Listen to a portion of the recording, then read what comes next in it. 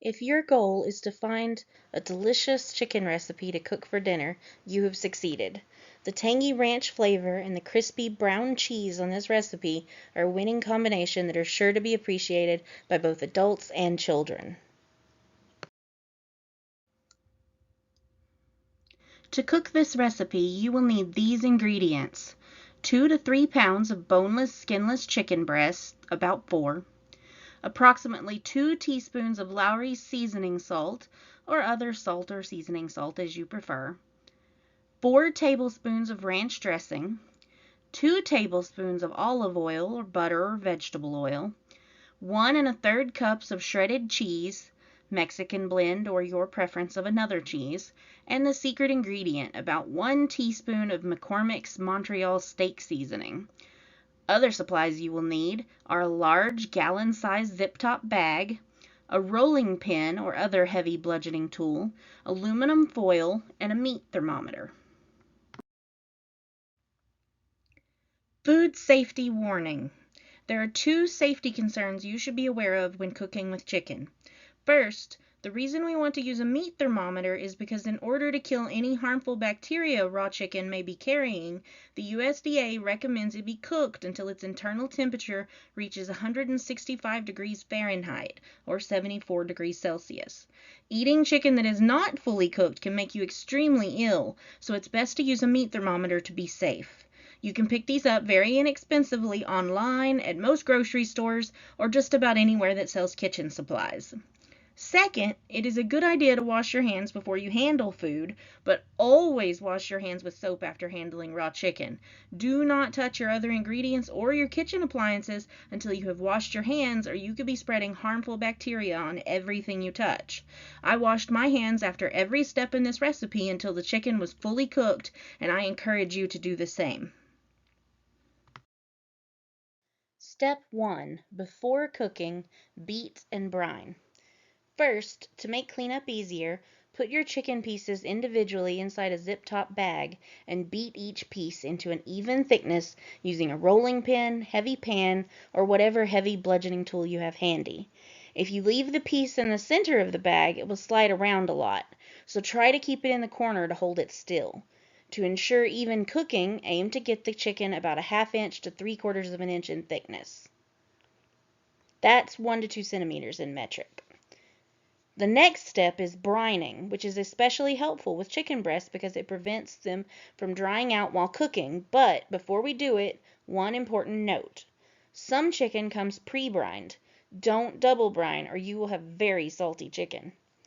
After you have verified your chicken is not pre-brined, sprinkle a light coat of Lowry's brand seasoning salt, or whatever your preferred salt is, on both sides of each piece of chicken. To ensure an even coating, you can use your hands and just rub the salt in all over each piece.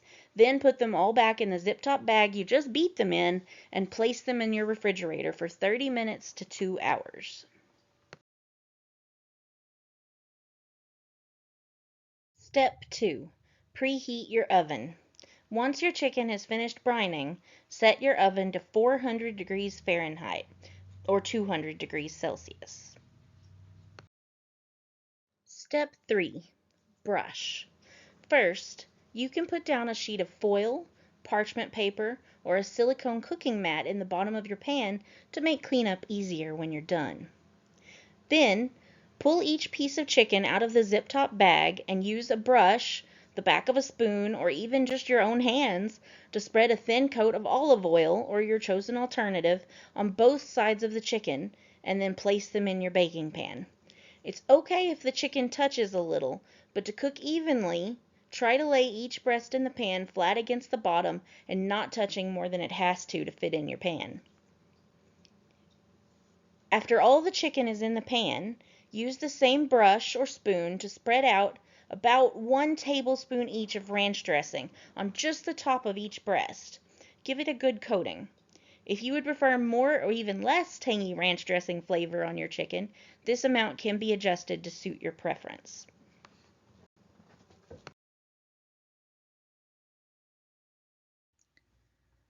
Step 4. Sprinkle. On each breast, sprinkle about a 1/4 teaspoon worth of the secret ingredient, Montreal steak seasoning.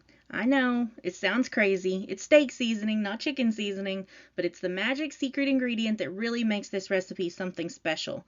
Don't skip it. After that, sprinkle about a third a cup of shredded cheese on each breast. The Mexican style blend of cheeses used here includes Monterey Jack, cheddar, and asadero cheeses, but whatever cheese you prefer is fine so long as it melts good. If you want to really impress someone and make this recipe fancy, some bacon crumbles and a nice hickory smoked Gruyere at this stage would manage to do that quite nicely. Maybe just a bit more cheese. Perfect. Step 5. Bake. Once your chicken reaches 165 degrees, the cheese should be crispy and browned, and you can remove it from the oven. This normally takes 20 to 30 minutes, but all ovens are different. When checking the temperature of your chicken, make sure you stick the meat thermometer into the center of the thickest part of each piece. Step 6. Tenting. After you remove the pan from the oven, loosely cover it with aluminum foil to hold in most of the heat and moisture for 5 to 10 minutes. This allows all the juices in your chicken to redistribute and settle so it doesn't just all leak out immediately when you cut into it. Make sure you do this out of the oven or your chicken will continue to cook and end up dried out. Enjoy your meal. This chicken pairs well with many pasta or vegetable side dishes, so there are a lot of choices for variety. You can see how much the brining helped keep it from drying out.